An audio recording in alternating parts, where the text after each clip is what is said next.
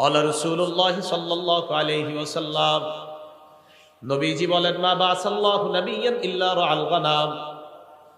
আল্লাহ পাক রব্বুল আলামিন এমন কোন নবী দুনিয়াতে পাঠান নাই যে নবী মেষ চড়ায় নাই, ছাগল চড়ায় নাই। যত নবী দুনিয়াতে পাঠাইছে সবাই মেষ চড়িয়েছে, ছাগল চড়িয়েছে।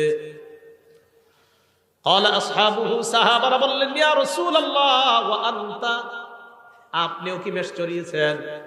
নবীজি জবাব দেয়, কুনতু আরআহা আলা করারিত লি আহলি মক্কা, আমি কয়েক দিরহামের বিনিময়ে পারিশ্রমিকে আমি মক্কাবাসীর ছাগল চড়াইতাম।